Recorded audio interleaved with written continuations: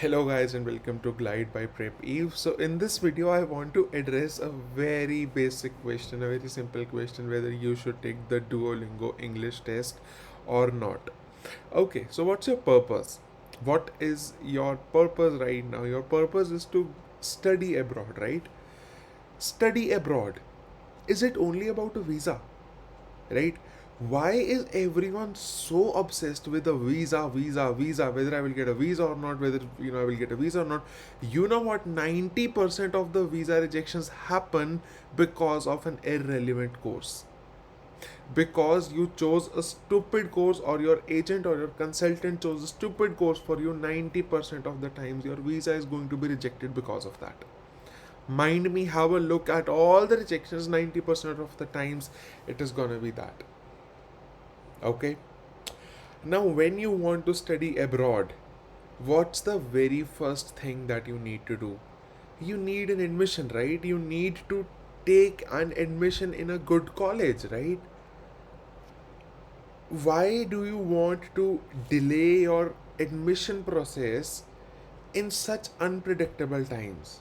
You don't know when IELTS is going to reopen. I don't know when IELTS is going to reopen.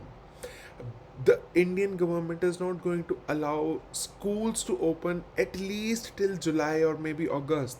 And looking at how the number of cases are increasing day by day, I am not very sure, when even that thing is going to happen.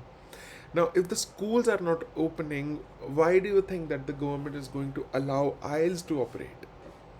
Is it safe to be sitting in an IELTS center? I never know, it might just open today. But if I simply talk about it, it's 44 degrees right now. You have to turn on the air conditioner when there are 300 people sitting in a hall, right?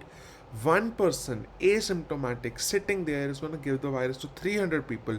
Those 300 people are going to give the virus to 10,000 more people, and we are going to be back to square one. And this particular thing happening at maybe 100 centers in India. Just do your maths. Do you think that IELTS is going to happen anytime soon? Forget the visa for a while, yaar. Visa is secondary. What's the first thing? The first thing is a good course. You are investing 10 lakh rupees out of your parents' money, not into a visa. You're investing into a good course. You want a good job there, right? You want to be settled there. You want to, or you just want to reach there and do labor all your life.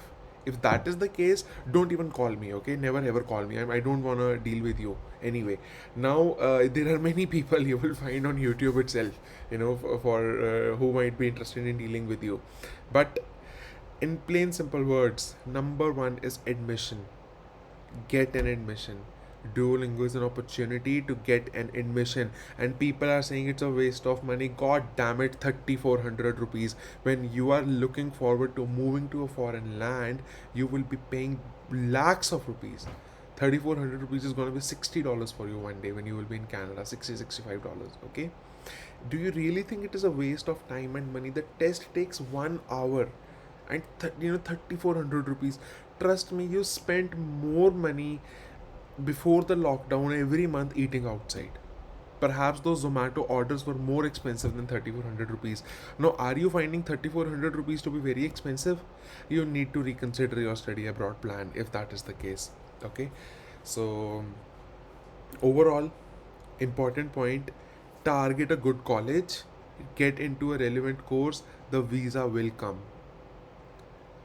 I am not a visa magician, and no one else in this world is.